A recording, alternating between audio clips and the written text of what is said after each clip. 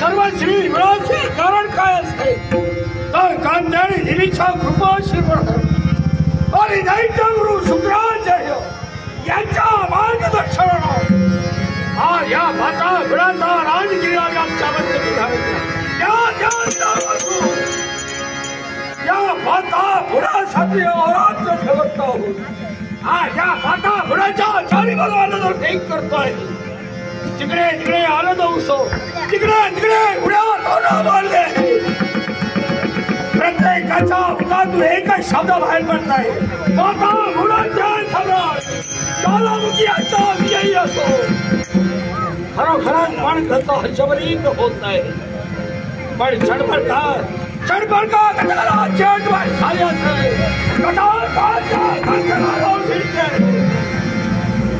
क्षणात या आनंद उत्सवाचा जोळा मोळा होत आहे।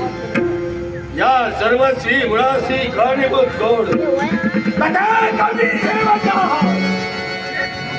देव जाणवे सापाच्या बंधुत्वाचा पण या राताला जरा देण्यासाठी ते कपटी देवता तत्पर झाले। या कपटी देवताने आमच्या पूर्वजांच्या माध्यमातून आपण करायचं करू आमच्या पूर्वजांचा सेवक केला, पण आमचे पूर्वज म्हणजे कुणी सामान्य होते।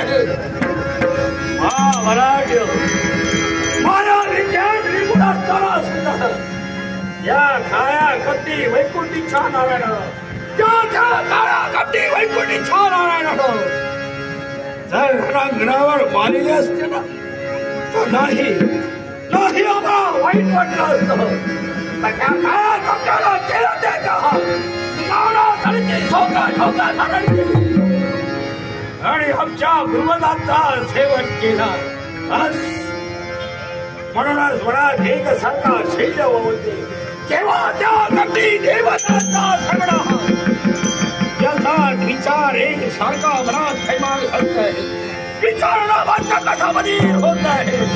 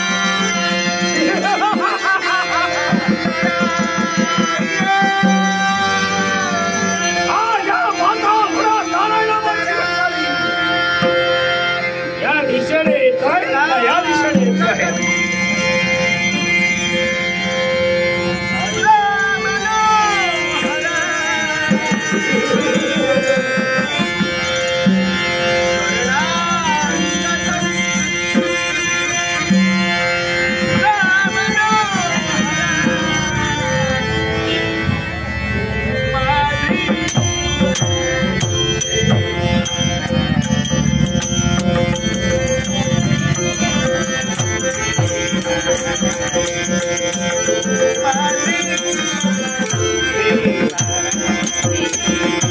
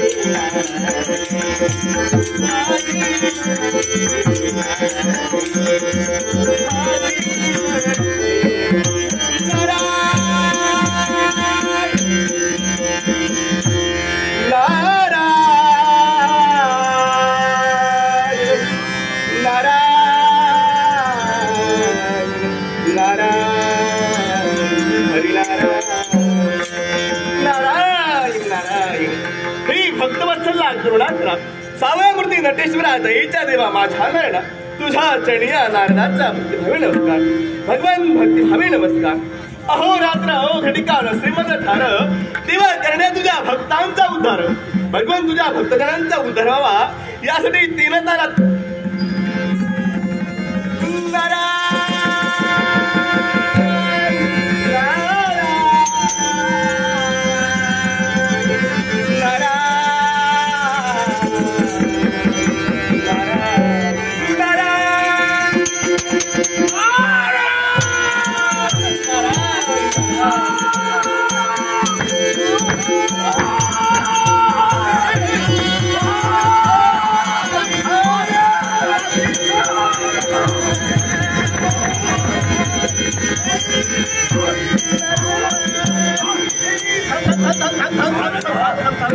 तुझा सत्य ना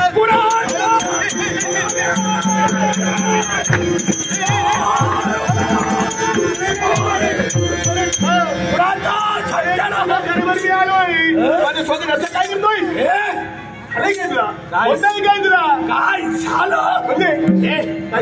या माझ्या पाता घुडात हो माझा राजप्रसाद आला आणि माझ्या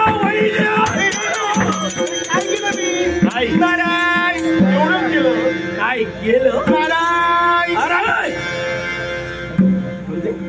बंद बंद त्या काळाचं नाव बंद हा माझ्या राजप्रसादी देवाचं नाव माझ्या राजप्रसादी माझ्या वैद्याचं नाव घेतोय. बरं ठीक आहे तू सांगतो तसं मी करतो. आत्तापासून त्या क्षणापासून देवाचं नाव बंद देवाचं नाव बंद आणि तुझंही बंद. वाकड्या शेडीच्या नक्षत्र सपाट डोळ्याच्या कौतुक करतोय. आग लाव्या पुरे अरे कोण सलमान आला ना तर तुला सुख नाही मुळीच नाही. कोण मेला असेल तुला दुःख नाही. मेला फिरत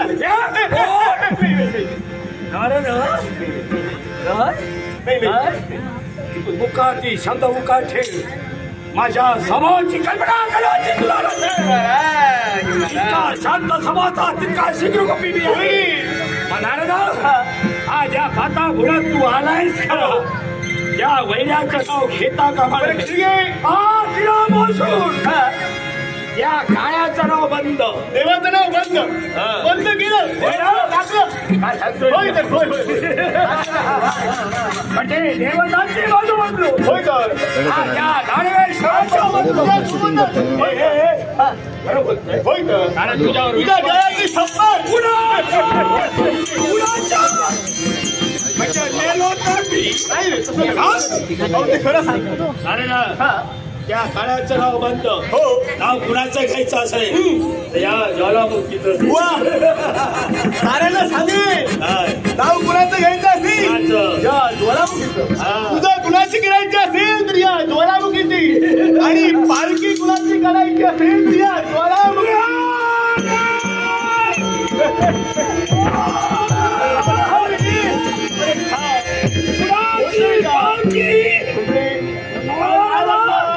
कुणाची पालखी? अरे तशी पालखी नव्हे, अरे तशी पालखी नव्हे. अरे या आनंद उत्सवात पालखीत बसून तुझी मिरवणूक काढावी अशी पालखी. आज म्हणावं तिला. म्हणजे तिला भोल्या कामगिरा हा, असं आहे. हो, हो, हो. माझा पाता घोडाच झालं. त्या जीवनात योगायोग चांगला आलाय. सांगतोच काय? अरे ना आज माझ्या मांडीला बघ त्याचा योगायोग. ये वा, ये ये भाई. ठीक आहे. अरे ना बसतोय बापुडा. काय म्हणाला? बसूही देत नाही, काय ती उभंही राहू देत नाही. चाललंय काय तुझं? अरे बसतो मी. काय म्हणाला? बसतोय बापुडा. मुखात साधा मुखात ठेव. म्हणजे असं इकडे काय ते? आज माझ्या या पाताळ गुणाच्या राजप्रसादी पहा कोण बापुडे दिसतंय. कुणीच नाही. बापुड्या कुणीच नाही. मग बापुड्यांचा या माझ्या पाताळ गुणा चल चालता हो. म्हणजे इथं बसलं पाहिजे. बापुडा पाण्याला बसलं पाहिजे. माझ्या सन्मुखाने बसलं पाहिजे. आठ माडी वा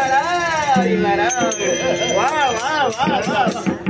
कसं काय रे तुझं चाललंय? माझं सारे काही चाललंय. हो. पण तुझं कसं काय चाललंय? अरे कातारी देवीच्या कृपा आशीर्वाद पहा नारदा तिकडे उड्या तोडलं. अच्छा नावाचा जयघोष होत आहे. बरोबर आहे. सारे काही ठीक आहे. तुझ्या नावाचा जयघोष होतोय, पण उपयोग काय? उपयोग शून्य. फक्त नावाचा जयघोष उपयोग नाही, तर नावाचं सार्थक झालं पाहिजे.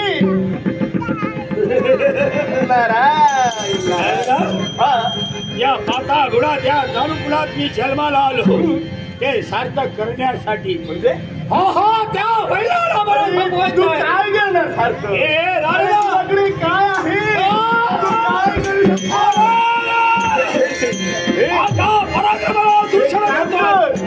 काही होणार नाही. काय आहे? तू आज मला दूषण देतोय. सत्याने बोलतो. माझ्या पराक्रमाला जीवित द्यासाठी तू तत्पर होता. माझ्याजवळ काय आहे? काय काय या त्रिगुणाचा स्वामी सत्ताधीश मी होणार आहे. हो हो. पण कसं? आणि हे शब्द कोणत्या तऱ्हेनं? बाबा प्रत्यक्षाला प्रमाण नको आहे. तुला पाहिजे आहे माझ्या जवळ काय आहे? काय काय काय करतो आहे? काय रे?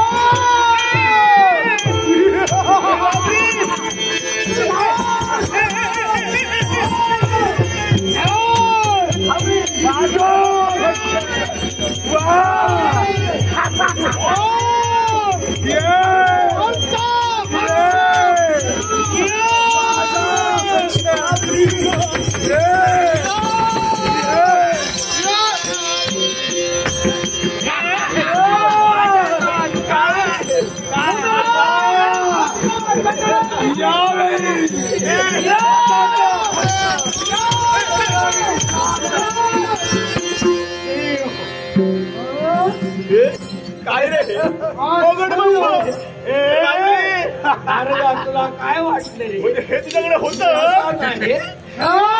माझ्या जवळ काय आहे प्रदूषण? पाहिलं समजलं. असा फिरत नाही. बापरे, एवढ्या मोठ्याने हसलाय.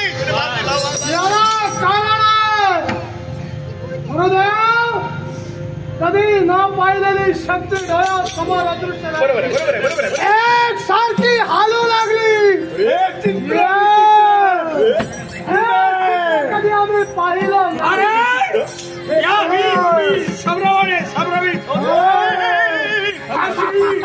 केव्हाही तुम्ही मी पाहिली नाही. कोणीच नाही. पण सवरावळे होऊ नका.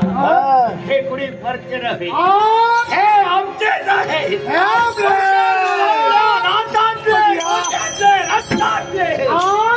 आमचं नातं आहे. हे जर आपले असतील तर प्रेमाची पिढी.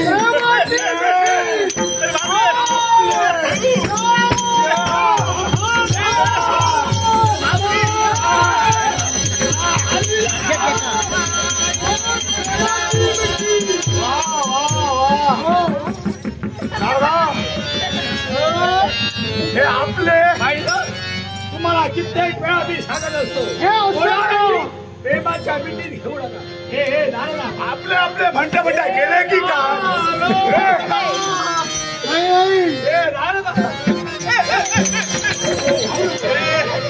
मला काय वाटलं आम्ही घाबरलो रे. मी गेलो नाही. मला पोचल्याशिवाय कसा जाणार?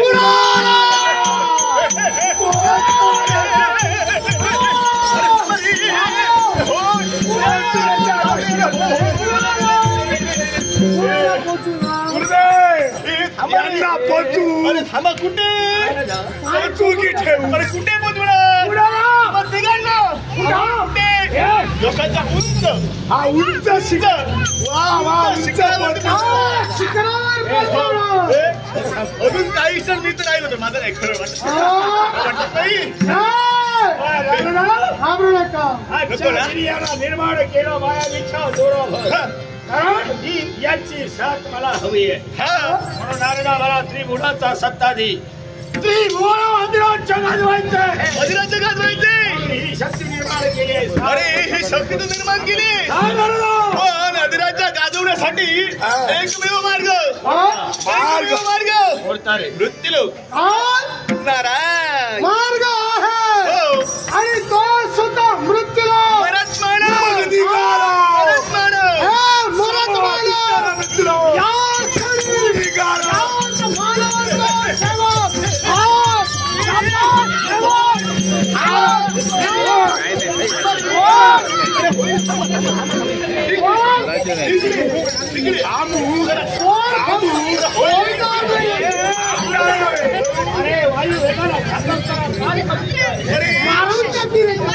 जाणार कुठे? नेमकं काय केलं? कशामुळे घडतं? अरे प्रथमतः जाणून घ्या. अरे मृत्यूलोक का सांगितला? कारण मृत्यूलोक जे ब्राह्मण जे भक्त देवांची भक्ती करतायत त्यांचा अविर्भाव देवतांना मिळतो. देवतांच्या शक्तीप्रमाणे होते. म्हणजे हे मानव देवतांची भक्ती करतात आणि त्यांचा तंत्र त्या देवतांना मिळतात. बरोबर. मग सांगा आम्ही काय करावं? हे पहा या रीतमा दोघांना मी जबाबदारी देत आहे. या विश्वाला माझं अस्तित्व निर्माण करायचं आहे. मला या विश्वावर अधिराज्य गाजवायचं आहे. म्हणून तुमच्या माझी थोर जबाबदारी. मृत्यूलोकात वावरणारे भरत मानव ही देवतांची भक्ती करताय. आजच्या वैराग्य भक्ती करताय. ही भक्ती बंद झाली पाहिजे आणि ही जबाबदारी तुमच्या दोघांच्याही मागणी. जबाबदारी स्वीकारली आहे. कारण या विश्वात तुमची सत्ता जर स्थापन व्हायला असेल तर निश्चितच माझा शब्द आहे तुम्हाला. यावेळी निघालोय मृत्यूलोकात जाईल सांगून ऐकले तर ठीक. नपेक्षा एकेकाचा मानव चराचर केली. कशासाठी? फक्त तुमच्यासाठी. हा माझा शब्द माझा पूर्णत्व आशीर्वाद आहे. वायू वेगानं मृत्यूलोकाच्या दिशेनं फक्त तुमचा आशीर्वाद तुझा आशीर्वाद असू दे. पुन्हा आपली भेट निश्चित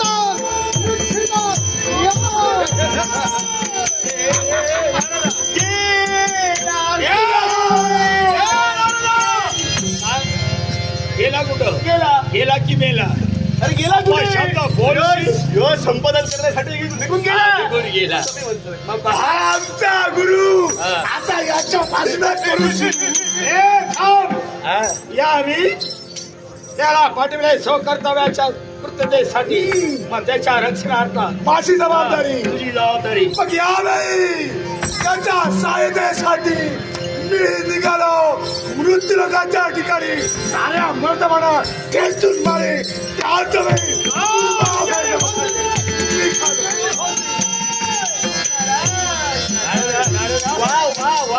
वेगाने स्वतःच्या कर्तव्यासाठी पण नारदा आज या ज्वालामुखीच्या मनात एकच प्रश्न भेडसावतो आहे आणि तो प्रश्न कोणता असेल कोणता या त्रिपुरात मला अजिंक्याने अमर व्हायचं आहे म्हणूनच नारदा सांग या त्रिभुवना अजिंक्याने अमर होण्यासाठी मार्ग कोणता आहे कोणता जिथं मी आहे तिथं मार्ग नक्की आहे एकमेव मार्ग कोणता म्हणजे अमृत कलश अमृत कलश अमृत तो जर का तुझ्या जवळ आला तर नक्की तू त्रिभुवन यशस्वी ठरशील म्हणजे नारदा अमृत कलश हो कुठे प्राप्त होणार एकच तो अमृत कलश आहे ना तो मेरू पर्वत होय मेरू पर्वत म्हणजे ऋतुलोकात असणारा मेरू पर्वत आणि मेरू पर्वताच्या ठाई आहे ते वैष्णव तलाव आणि तिथं जर का गेला तर नक्कीच तो अमृत कलश तुला मिळेल ऋतुलोकाच्या ठिकाणी असणारा मेरू पर्वत आणि त्या मेरू पर्वतावर म्हणे वैष्णव तलाव आणि त्या वैष्णव तलावात असणारा अमृत कलश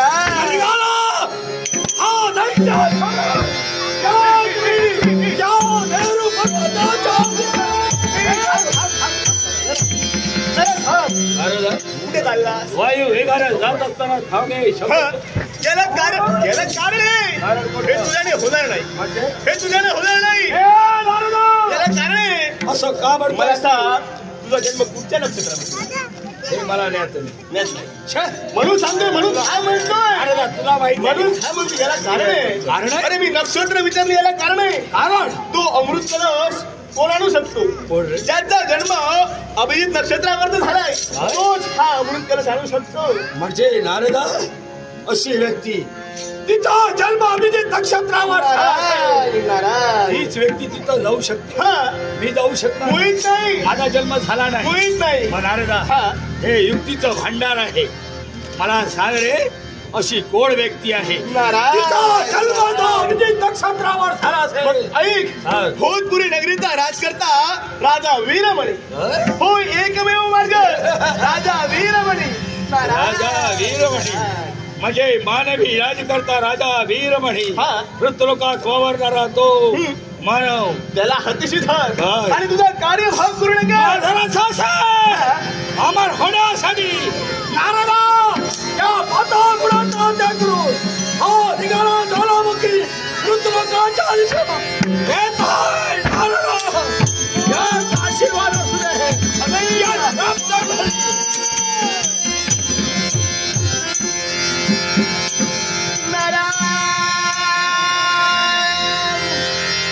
वा कळ लावल्याशिवाय या जीवाला धाराच नाही कुठून तरी कळ लावायची आणि त्यातून कलहनाट्य निर्माण करायचं पण भगवंता हे कुणासाठी अरे तुझ्याच सद्भक्तांसाठी तेव्हा चांगलं काय वाईट काय सत्य काय असत्य काय सज्जनतून आणि दुर्जनतून याची प्रचिती भगवंता साऱ्यांनी यावी म्हणून या कलहनाट्याचं भाग पण भगवान असं जरी असलं असेल तरी सदोतीत मला जळलाय तो तुझा छंद होय भगवंता तुझा छंद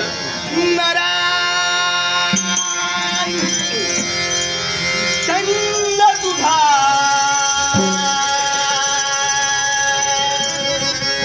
लागला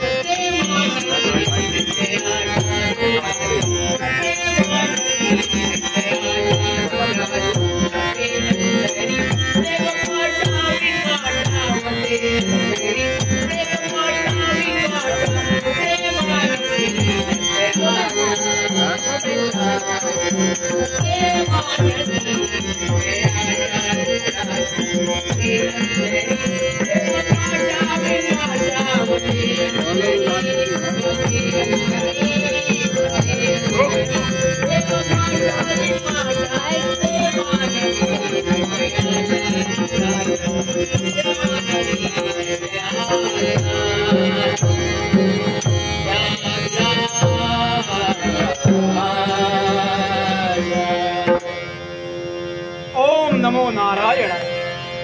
ओम नमो भगवते वासुदेवाय। हे केशवा माधवा, हे अच्युता पुरुषोत्तमा पद्मनाभा, तुझ्या पवित्र पूज्य चरणी भोजपूर नगरीचा राजा वीरमणी याचा भक्ती भावी प्रणय, भक्ती भावी परम भाग्य म्हणूनच कश्यप गोत्रात आमचा जन्म झाला। प्रवाळ आमचा कश्यप असे, वेद आमचा यजुर्वेद, देव आमचा सूर्य नारायण, देवी आमची चंडिका आणि त्रिवेणी नदी आम्हाला वंदन। बरोबर या सकल सृष्टीकडे पाहिलं आणि परमेश्वराच्या लीलेचं कौतुक करावं तेवढं थोडंच वाटू लागलं। राजा या पदवीस पात्र नसे जगती कुणी मानवी, राजा ईश्वरी इच्छा बळी चालवी। प्रत्येक राजकर्ता हा ईश्वरी इच्छेनं राजा बनत असतो आणि हीच माझ्या वैकुंठीच्या नारायणाची इच्छा। आणि म्हणूनच या भोजपूरचे राजसूत्र आमच्या हाती आले। राजनी धर्माण धर्मिष्ठा, पापी पापा समे समा, लोकास्मन वर्तन्ते यथा राजा तथा प्रजा। राजा धार्मिक त्याची प्रजा धार्मिक, राजा पापी त्याची प्रजा पापी, प्रजा ही राजा सारखी वागते। जसा राजा तशी त्याची प्रजा। म्हणूनच काम क्रोध लोभ मोह मत्सर विकारना दूर सारिलं आणि प्रेम समाधान वैराग्य निरासक्ती नम्रतावाद यानुसार सकल मायमूल्यांना आम्ही न्यायदान करतो। आमच्या सारख्या राजकर्त्याला सर्व श्रेष्ठ आणि सर्वप्रिय काय असे तरी धरणी माता, प्रसूतीच्या अनंतातला बघून जन्म देते ती माता हो, आणि मेल्यानंतर ज्यात काय विलीन होते ती माती हो। माता आणि माती यात एका वेलांटीचा फरक आहे। म्हणून जन्म देणाऱ्या आईच्या स्वाभिमानासाठी आणि या भूमातीच्या संरक्षणार्थ आम्ही आमचे प्राणी विकायला सदैव तत्पर आहोत। आणि म्हणून या धरणी मातेला अवनी माता म्हणतात. अवनी या शब्दाचा अर्थ असा होतो अ म्हणजे अन्न, व म्हणजे वस्त्र आणि नि म्हणजे निवारा. अन्न वस्त्र निवारा या माणसाच्या प्रमुख 3 गरजा ज्या भूमातेच्या गर्भातून पुरविल्या जातात. हे धरणी माते तुझा मंगलमय आशीर्वाद सदोदित आमच्या पाठीशी असा ही सगळी प्रार्थना, सगळी प्रार्थना. मायभूत देवी तेडी न मांगसारे आणि आरतीला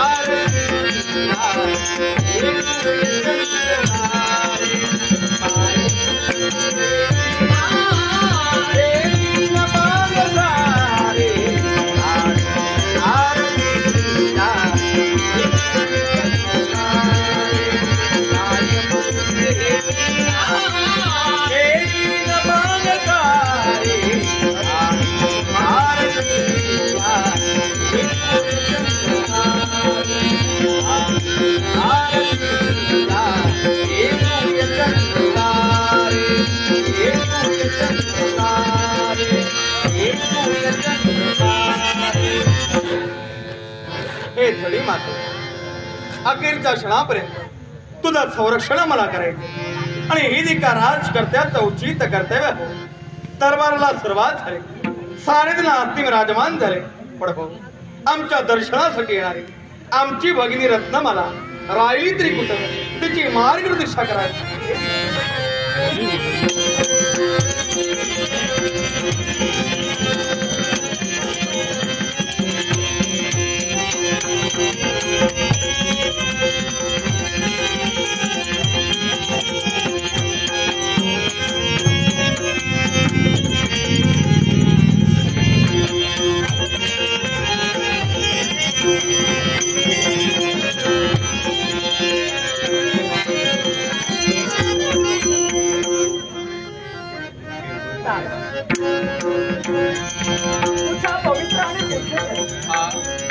हे तुझी लाडकी बाई रत्नमाला प्रणाम करते, प्रणाम करते. सदैव कल्याण.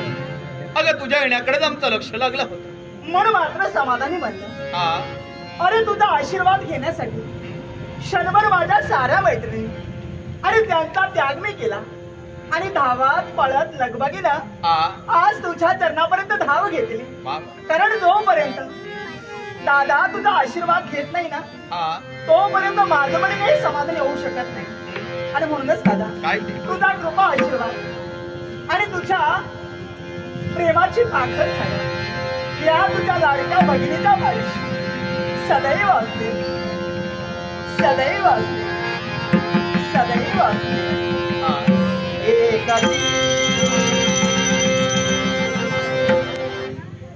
देव शोभला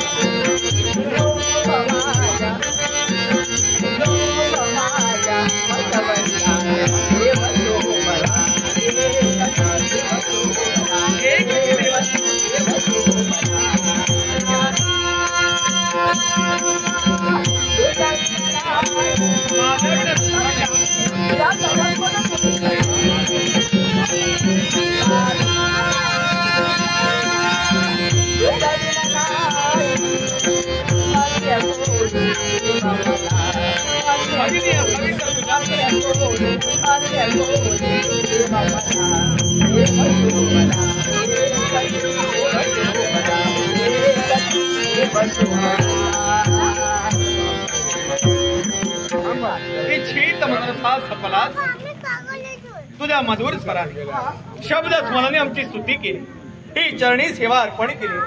आम्ही तुझ्यावर अति प्रसन्न झालो. हे माझ्या लाडक्या बहिणी, काय हवे तुला? अरे ज्या हेतून आज राज दरबारी प्रवेश केला तो तुझा मंगलमय आशीर्वाद या तुझ्या लाडक्या भगिनीला मिळाला मन मात्र समाधानी झालं. पण मी मात्र समाधानी नाही. म्हणजे आजच्या या दिवशी या माझ्या भगिनीवर मी प्रसन्न आहे.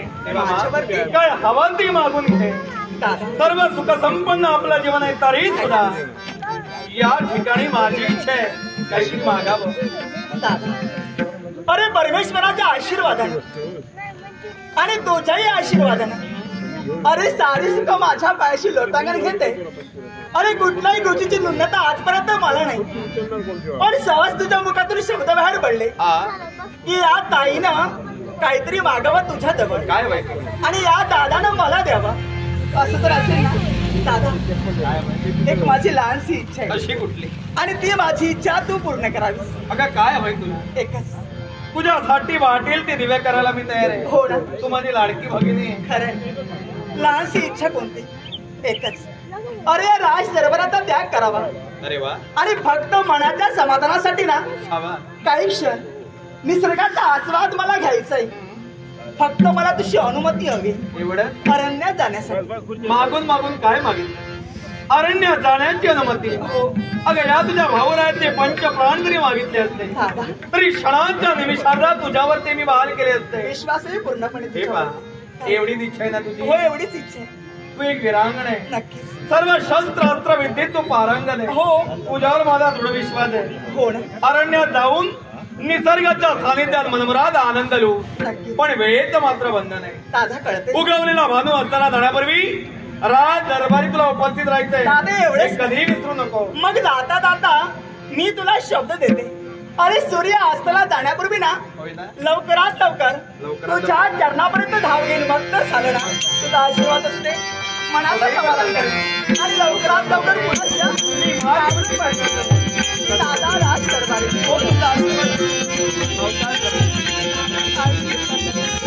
मनाचं समाधान आणि लवकरात लवकर हो काळजी करू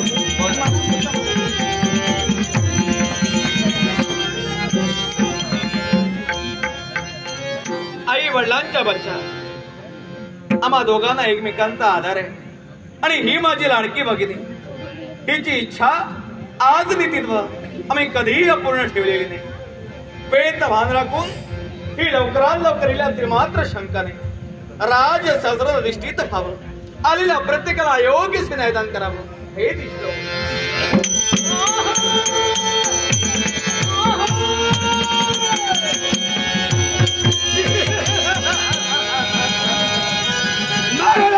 शदार विश्वास ठेवला नेत्राचं पापणं लवता शरार्थ राजकर्ता वीरमणी यांच्या दरबारापर्यंत आमचं आगमन झालं. आलेल्याची जाणीव करून देण्यासाठी तत्पर हो. अहो राजे वीरमणी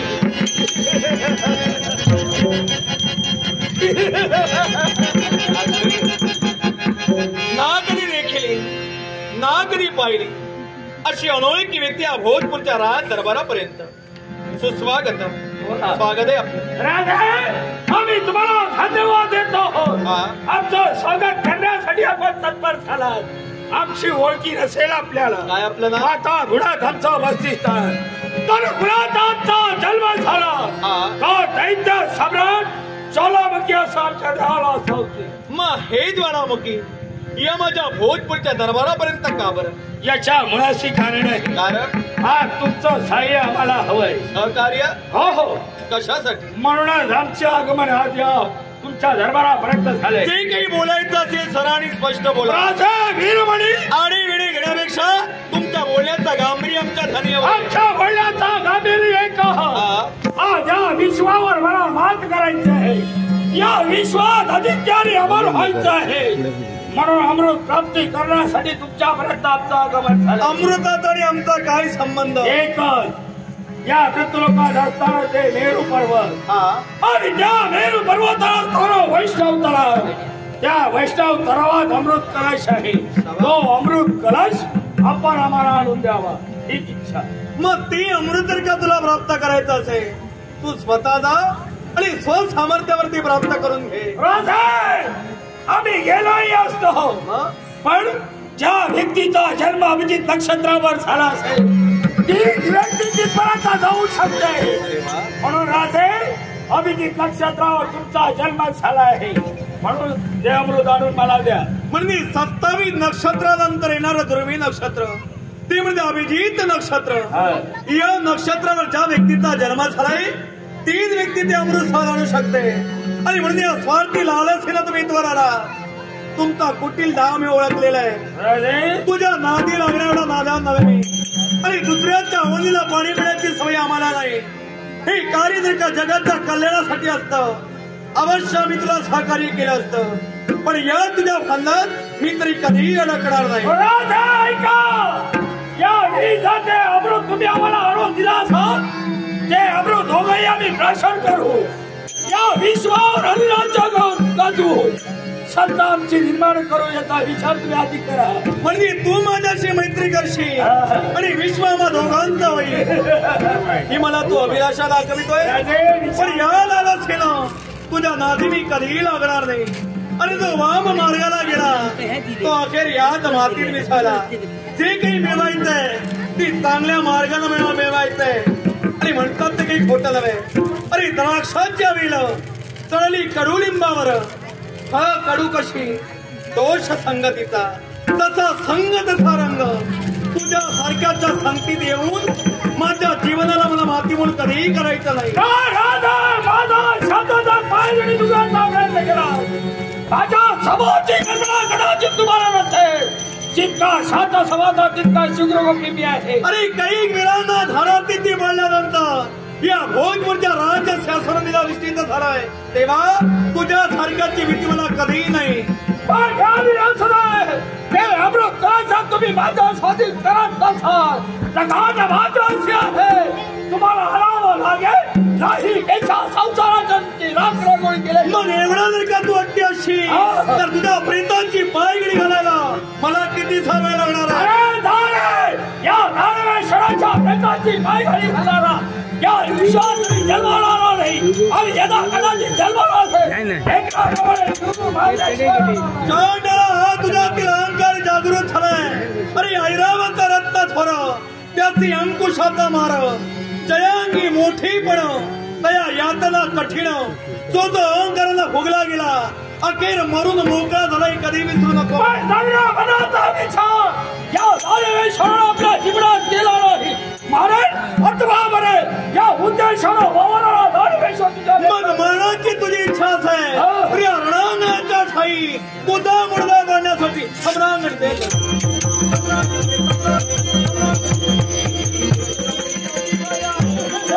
आपण विचार कर.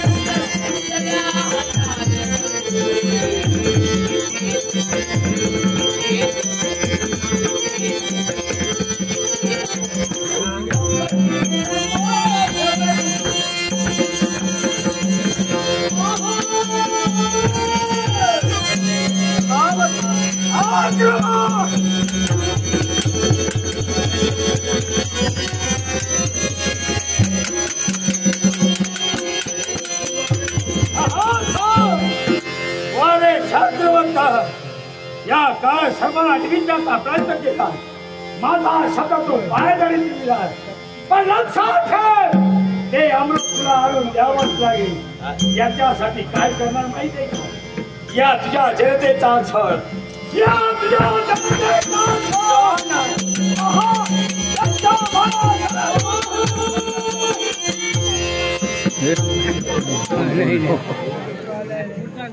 चालेल पर्यंत वर्गला केला. अखेर मरणाच्या भीतीनं पलायन करून निघून गेलाय. जातीवंत घोडा कधीही बसत नाही आणि खरावे रणांगणातून कधीही पलायन करून जात नाही. अखेर पलायन करून निघून गेलाय. दिला तुला जेवढा पण जाता जाता तुझ्या मुखात तू निघाल ते शब्द माझ्या प्रजेला छळण्याचं कार्य तू करू शकतो. अर्थात प्रजा माझी निष्पाप आहे. चित्त तू जाशील तुझ्या मागावर येऊन प्रजेचं संरक्षण तुझ्या पद्धतीनं करावं मला पूर्ण